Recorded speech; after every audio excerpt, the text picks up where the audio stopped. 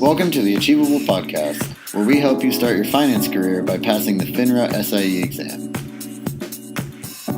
All right, welcome to the first ever Achievable FINRA Podcast. I'm Tyler York. I'm the founder of Achievable, and I've got here with me our resident FINRA expert, Brandon Rith. You want to say hi, Brandon? Hey, everyone. Yeah, we both are new to podcasts, so forgive us if we are a little bit amateur at the start, but I think we have a lot of cool information to share, especially Brandon. And so I think this will be a lot of fun and hopefully be valuable for you guys. I think to kick things off, first let me tell you a little bit about what we're trying to do with our podcast. We'll talk about our respective companies, right? Myself with Achievable, Brandon with Basic Wisdom.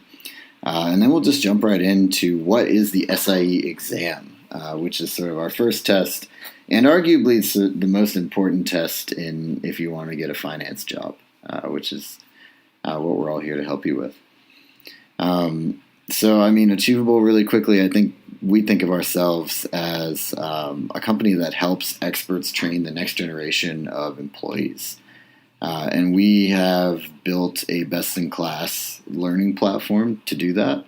It's for your phone and computer. It's built functionally for your phone from the get-go. So it's not kind of like a dumb window into a desktop product like a lot of other mobile products.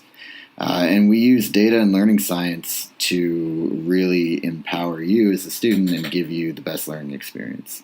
Every time you're interacting with the product, whether it's you answering a question on what is an option spread, we make a data point and timestamp it, and over time and over thousands of data points, we can actually build a really good understanding of your knowledge of the material and use that to give you a better test prep program, attack your weaknesses, and improve your knowledge and memory, and help you pass the test.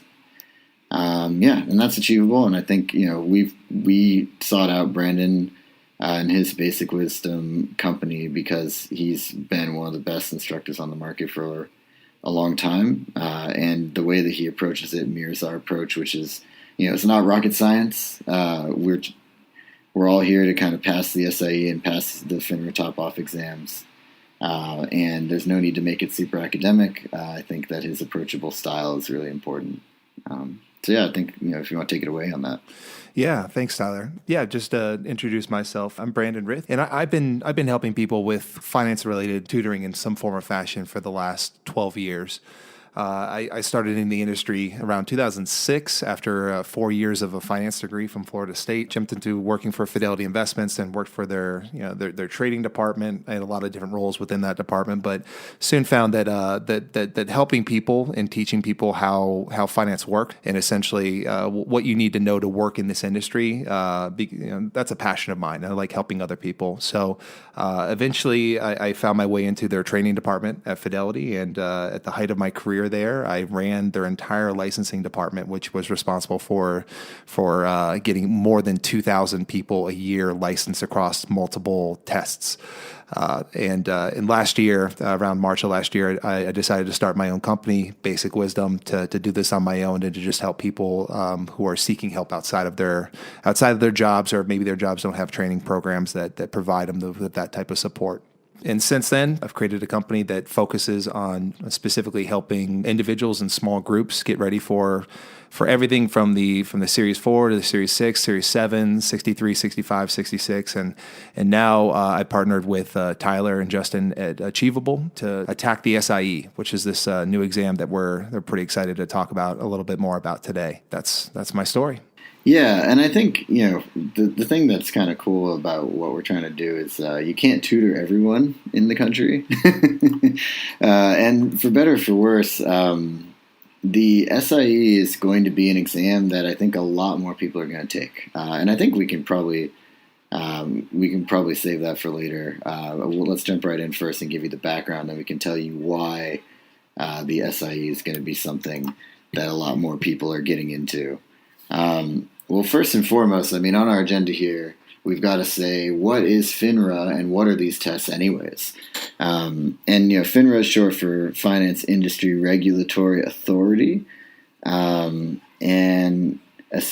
Brandon, I think being the expert here, if you want to take it away on kind of the background of what is FINRA, why these tests exist, and what they're for. Sure. FINRA might not be the most fun thing to talk about, just mainly because this is an organization that's making each of you take this exam. But FINRA is important. FINRA is important for finance. If you've ever wondered why there's not widespread fraudulence, or why if you hold your money in a brokerage account, why you don't, generally speaking, don't need to worry about the company taking your money and running to Vegas or doing something crazy with all of your assets, FINRA is one of the main reasons why that's the case. In a nutshell, they are the gatekeepers of finance. They decide who and what companies essentially work with the public. And if you have a checkered past, let's say that you have a felony on your record and it doesn't seem like you should be working in finance, those type of people, generally speaking, don't make it past FINRA's test to work in the industry. And of course, that's no one that's listening to this podcast. But to give a little bit of background on FINRA, FINRA was created back in 2007. Essentially, there was a merger between the New York Stock Exchange and NASD. We had two regulatory bodies form together and basically take on one task.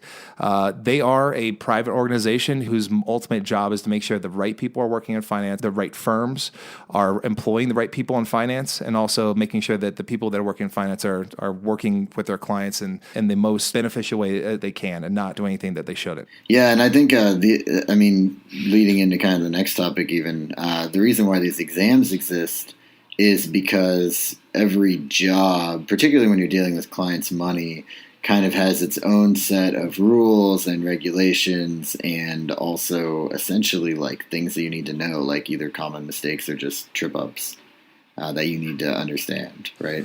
Yeah, and just like any other industry that comes with a lot of responsibility, there's going to be some kind of licensing involved with that. The main point of all licensing is to make sure that you understand the basics to the industry that you're going into, and you understand the ethics of the industry that you're going to. Finance is not always just black and white. There's a lot of gray in there. The point of the SIE and all the other exams that we might discuss in this podcast today, the point of it all is to make sure that you understand the rules of the road and that you stay within your lane and don't go beyond your capacity or do something potentially unethical with a client.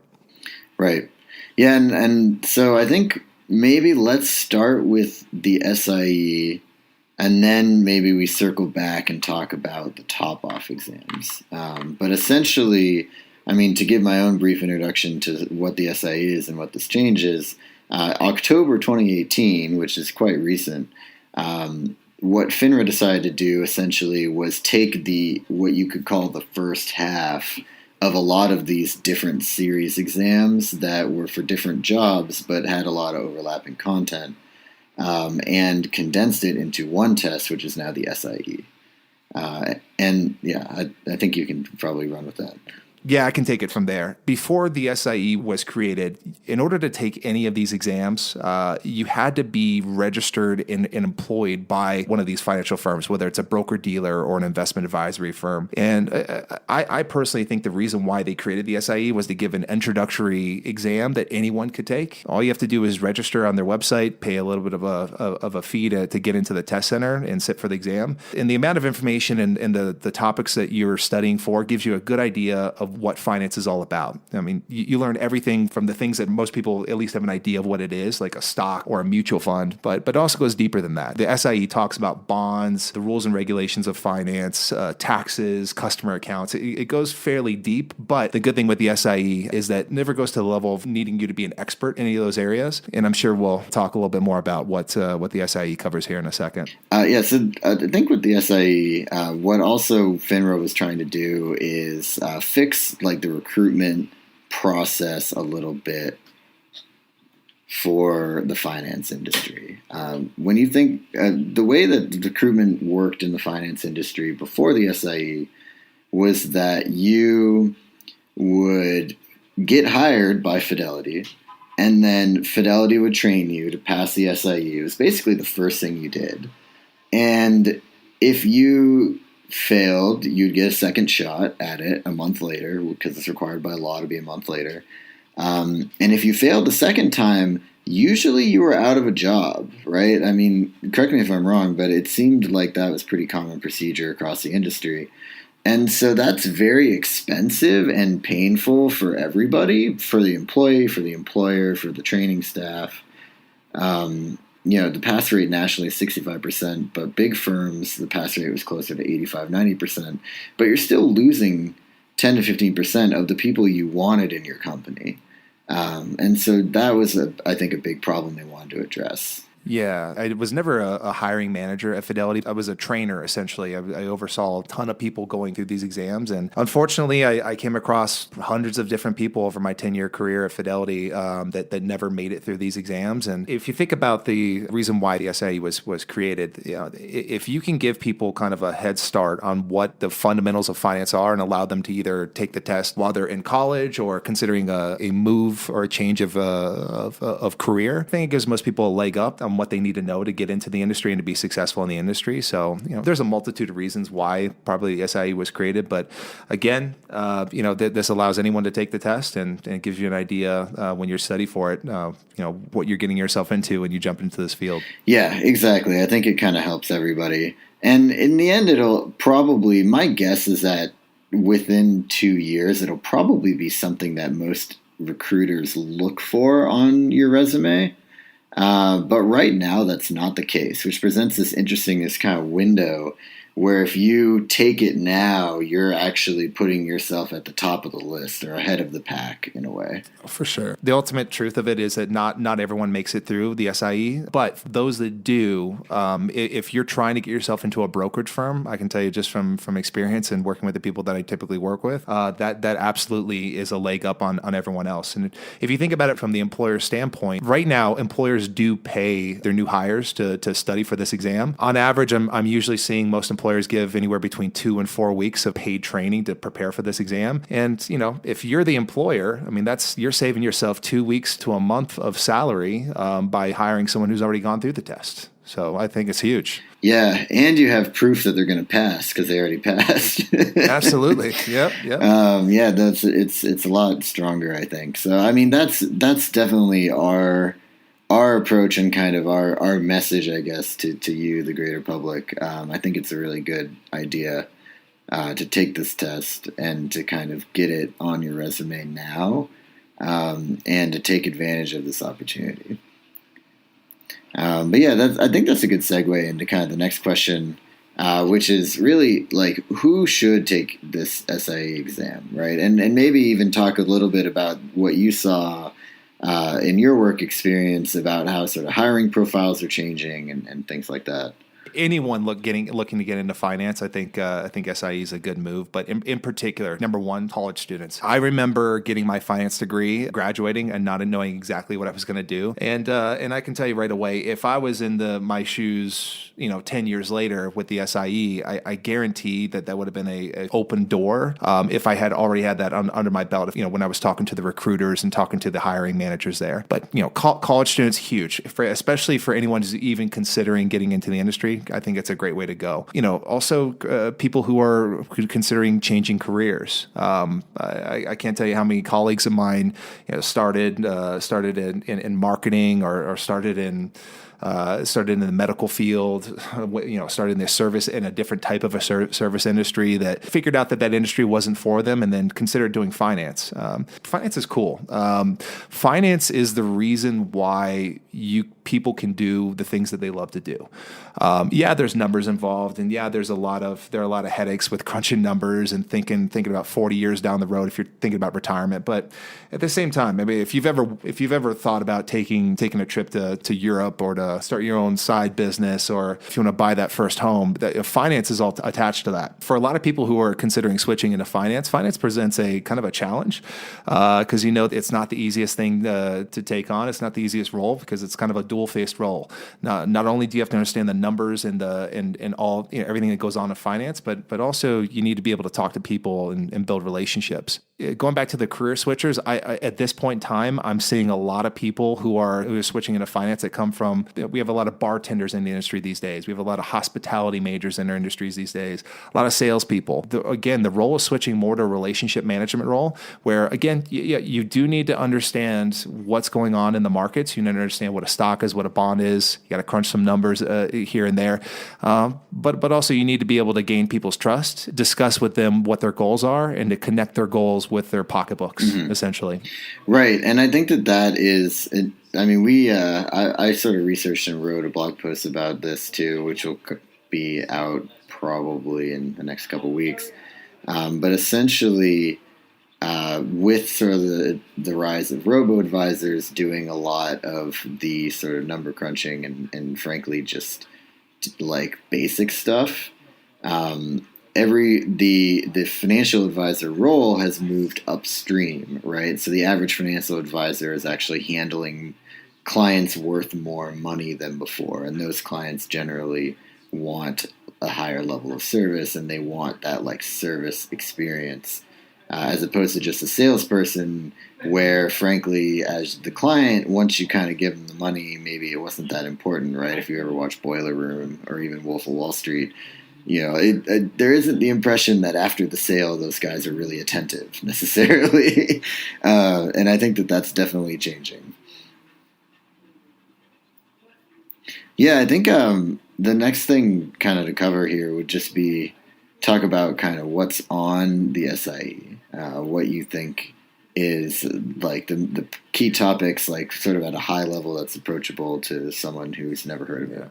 Yeah, I'm gonna try to keep this as a non-complicated and high level as I can. I just finished essentially writing, the equivalent of a book for the Achievable platform, and there's a lot of information the SIE covers. Without going into too much detail, anything you can think of that comes to mind just with general finance is going to be on the test. So, stocks, you've got bonds, you've got mutual funds, ETFs. There's a number of different products people need to be aware of on the exam in terms of what the risks are, what are the benefits, who are the typical investors of those types of securities. Everything from those products that we just talked about to just the dynamics of the market.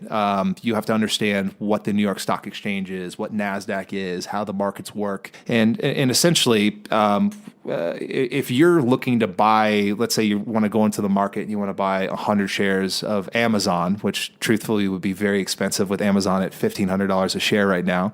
But if you want to go in the market and buy some shares of Amazon, what that process is like, what happens behind the scenes, where does your order go? How do you pay for your order? How long does it take for that to show up in your account, et cetera? You got to understand how, the kind of the logistics to the market and going back to the, to the accounts. We're also going to have to understand what brokerage accounts are and how they work. There are such things as cash accounts where you're basically paying 100% for everything. And then there are margin accounts where essentially you're borrowing money to invest into the market, which might seem a little bizarre if you've never heard that before. But, and there's a ton of different types of accounts within those categories, whether it's an individual account, a joint account with your spouse, a guardianship account for someone who might be incapacitated, a custodial account for a kid, et cetera. In order to operate in finance and to work with people, that's one of the questions you're gonna get if you talk to a client. I've got my wife, I've got my kids, I've got this situation going on. What type of an account should I open? You'll have to understand that. And maybe just a couple other points to point out is, retirement accounts are a big part of the exam. You got to understand, what type of account you need to open to save for retirement. And that's a big thing for a lot of people to be able to finally one day retire and be comfortable enough to say, hey, there's enough money in my account where I don't have to worry about working anymore. And last, probably the one of the more important points of the exam are ethics. You're going to have to understand what it takes to be a registered representative, which is essentially what you'll be if you pass these exams. You'll be a registered financial representative of some form that'll give you, depending on the top-off exam that you take, you'll have certain responsibilities, certain things you do, certain things you can't do. But there are a lot of rules in finance that revolve back into ethics in terms of what do you need to do if you're going to be making money outside of your brokerage firm. If a client calls you and gives you a pretty crazy situation, how do you handle those situations? So it covers the gamut in finance, and hopefully that gives everyone a good idea of at least the generalities in terms of what they'll see on the exam. Yeah, no, that's great. And I think, like you said, it's to give you the tools so that when essentially customers come to you with things that maybe it's illegal or maybe it's just something that they don't understand the rules, you're equipped to handle that situation. Yeah. Ultimately, the goal of FINRA is to make you into a filter of forms. One of the things I noticed when I first started working in finance is a customer would call up and give you, 1,000 different things to work with, and it's your job to understand what the important things are, what you can and can't do for them, and to be able to present them with a solution to whatever issue or whatever goal that they're seeking. Great. Yeah, I think that's a great summary of everything. And I think, the next thing maybe to talk about is just kind of how hard the SIE is, like in terms of, problem solving, math, memorization, and then also like how long it takes to prepare. I think those are probably things that people are going to want to know. Yeah. And this one's, to be honest, this is a tough one to answer. It's a little bit different for everyone, but I'm going to go with what the average person typically would say. It's not the most difficult test you'll ever take in your life. And in fact, when you pass the SIE and go on to your top-off exam, whatever top-off exam you take is going to be a step up in difficulty for sure. But the SIE itself, you're going to be asked to remember a lot. We're probably looking at over 1,000 different topics that the test is going to cover in some form. A lot of people will say the SIE is a mile wide and an inch deep, meaning that there's a lot of different things it covers, but it doesn't go that far in depth on any of those topics. So you're just going to have to understand the basics and the generalities to a lot of the things that you learn about on the SIE. There's some problem solving involved. There's going to be a little bit of math involved, but to be honest, most people that take the SIE will tell me that maybe they pulled out their calculator once or twice on the exam, and it's a very basic calculation that they're doing. I think ultimately most people will say the hardest part about the SIE is the memorization part of it, but utilizing Achievable, that's what it's great for. Helping you memorize these things and utilizing personalized technology to remind you of things that you've learned along the way, and right when you're about to forget them, Achievable is going to throw them your way to make sure that you don't. Yeah, exactly. Couldn't have said it better myself. And I think what we've seen. So the Series 7, which is our previous benchmark for time, was probably 125 to 200 hours for the average person, like of studying time to prepare for. And for the SIE, because it's essentially broken that exam in half. Right now, we're telling people it's around 50, but it's just pretty early. Again, this exam's only been out for about 3 months, but I think most people are clocking in at around 50 if they're totally brand new. People that were in finance, maybe they were a bank teller, or maybe they were already doing some like back office stuff, and they're finally getting ready to get their license and move sort of to the front lines. Those people are actually a bit faster. I've looking on forums and things like that, I've seen people say as low as 20 hours to get prepared. But I would say if you're coming in fresh, be prepared for about 50 hours. And the best way to think about that is you say, if I study 1 hour a day, or if I average, say, 5 hours a week, how long is that in weeks or days? And that gives you a good sort of budget to work with when you're trying to plan around this. I think the next thing would be just to kind of quickly go over the top-off exams and what they cover, and then I think we could probably wrap up from there. Yeah, absolutely. The SIE, again, it's a fundamental exam. It's going to get your foot in the door typically if you're looking to get an interview, but by no means the end of the road. It's just the first step. And from there, you'll probably have to take multiple exams beyond the SIE to do whatever job you're hired to do. So the top offs that you'll have to take post the SIE.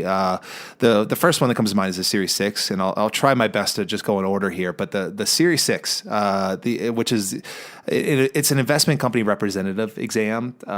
Essentially, an investment company is an organization that invests people's money for them, and the best example there is a mutual fund.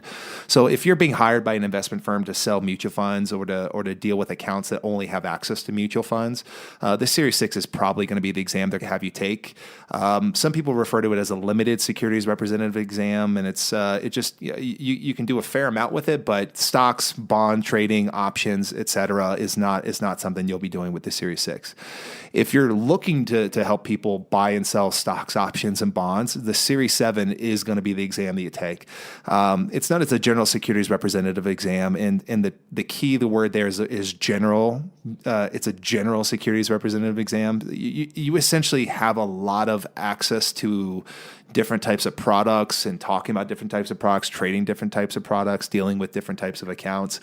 A lot of people will know about the Series 7 because if you see any type of finance movie, whether it's Boiler Room or Wolf of Wall Street, I mean, they mention the Series 7 in both, and that's usually the first step in those movies is for those characters to go through the process of getting their Series 7, even though they essentially forget what they learned in that test almost immediately afterwards and do some pretty unethical stuff. Beyond that, there's a bunch of other exams that if you've done a little bit of research, you may not have even come across these, and these are more on the specialized side. So there's a Series 22, which is known as a Direct Participation Program Representative. We refer to those as DPPs in the industry, but DPPs they're limited partnership investments for the most part. They're very unique.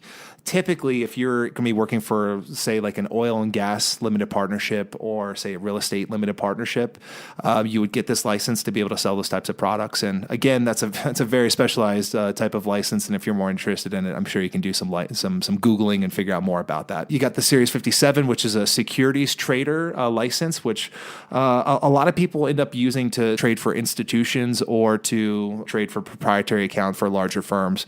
Essentially with that exam, you're going to learn a lot about the stock market, a lot about bond trading, a lot about just option trading as well, and a lot about how the markets operate. They're going to throw you through the ringer on that exam, so that'll take some time to prepare for. But next, Series 79, investment banking representative. In finance, investment bankers are most well known for initial public offerings. These are companies that are hired by other organizations to help them sell securities to the public.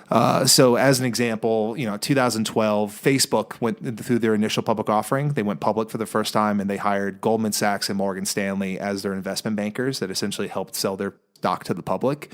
And if you were part of that process, getting the Series 79 would be something that those firms would probably make you go through. Just a few more here. We got the Series 82, which is the private securities offerings representative. A private securities offering, which is also known as a private placement, is basically where a company is selling their security to a small group. And not the general public. A lot of the normal rules that you'll learn about on the SIE and the other exams just don't apply in those types of situations. But there's some intricate ethics that are involved there, and the Series 82 will teach you those. The Series 86 and 87, without going into too much detail, is a research analyst license. If you're going to work in any type of job that's going to be looking at different types of securities, like stocks, bonds, mutual funds, that type of stuff. If you're going to be doing any kind of research on those types of securities and publishing reports on those types of securities, you'll probably need to go through one or both of those exams. And then the last one that we'll talk about today is the Series 99, which is the operations professional. You can get a job in finance that may not even deal with one retail client.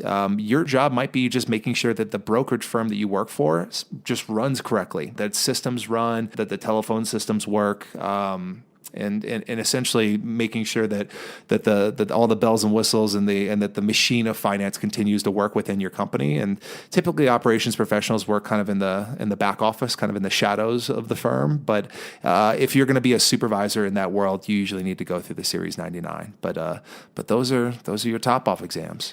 Great. Yeah, and I think at least for me, and maybe this is just because I kind of come at it from a consumer perspective, it seems like the ones that are most popular and sort of all deal with front office, or what you would ostensibly call like the salespeople at another type of company.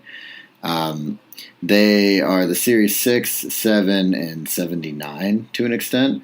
And then the 57 I actually don't know as much about. I'm curious, like, what would you say, if you're just from a career point of view, is the difference between those? And yeah, just like what type of person succeeds in each?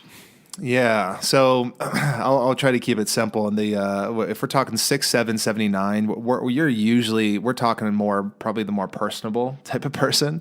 And I'm not saying that if you take the Series 57 that you're not personable, but you need to have some people skills that if you're going to be taking on the 6, 7, or 79, because you're almost always going to be either taking phone calls from random clients or building a book of business and making sure you're managing those relationships with your clients. Whereas your Series 57 7, again, that's your securities trader exam. Most of the colleagues I know that have that license either work for a firm's proprietary trading department. And what that means is that they trade for their company's account. Sounds a little bizarre, but one of the ways that Goldman Sachs, which is one of the biggest investment firms out there, one of the ways they make the most money is with their proprietary trading account, which is literally it's just an account that they own, and they go out into the market and they buy and sell securities and try to make profits on those securities. So if you're working in that department in some capacity, you'll probably have that type of a license. Yeah, that makes sense. And sort of, I think one thing I noticed when I was doing my research is like the biggest difference between the 6 and 7. Sort of before the SIE, the 6 was considered kind of the baby 7, and I'm not sure if that's still true. But with the 6, you are limited to selling packaged products. Essentially, you can only sell and a packaged product, just to kind of unpack what that means really quick. A product in the finance world is like a financial instrument that you sell to a client. And then a packaged product is like literally just a package of different securities or things that bring together into a single thing, like a bundle that you're selling to a client. Is that like a fair representation of that? Absolutely. Yeah. I mean, most people probably have at least heard the term mutual fund, which, just in a nutshell, if I take my money and I hand it over to a mutual fund, they're going to take my money and invest into a bunch of different securities. Like, for instance, if I give my money to a stock mutual fund, let's say I give them $10,000, they're going to take my $10,000 and invest it into a bunch of different stocks. And there's a professional that runs that portfolio. So basically, it's for the person that doesn't want to sit and do a bunch of research themselves and figure out what stocks and what bonds to put their money into. These packaged products come with the ability of you handing your money over to a professional and have them essentially take care of that for you. Yeah, take care of the allocation, right? That's essentially what they do all day. Yeah, that's their job, is to make you money. Yeah, and then the Series 7 is more of a sort of Swiss Army knife. You actually get to do almost everything, minus life and health, insurance, real estate, and like a couple other small sort of niche things. Yeah, that's it. I mean, again, the general securities representative, you're going to do everything from stocks, bonds, mutual funds, ETFs, exchange traded notes, closed-end funds. There's a number of different investments you can deal with the Series 7. And so if you're working for a firm and you're going to be talking to clients about just general investing, if it's going to go anything beyond a mutual fund or, say, a variable annuity, if you've ever heard of that, then they're probably going to kick you from the 6 to the 7 and require you to take the Series 7. All right. Well, great. I feel like we have covered everything kind of around the SIE and career aspirations. And again, this is Tyler York here from Achievable. And with Brandon at Basic Wisdom, we have put together a digital FINRA SIE course that we would love for you to check out. It is actually free to try. So if you want to go to achievable.me, you can try it out on your own and see if you like it and see if sort of the material is something that you're interested in. And Brandon, also, if you're looking for more advanced help or if you're someone who knows this is something you want to do, Brandon's one of the best tutors out there. And highly recommend him. Yeah, and at the very least, if you have any questions or concerns about anything, I'd love to give you any kind of guidance on the exam, and reach out to me. Check out my website, which is basicwisdom.net. I'd be more than happy to help. All right. Thanks very much, Brandon. Have a good one, and we will see you guys next month on the Achievable FINRA SIE podcast. Thanks, Tyler.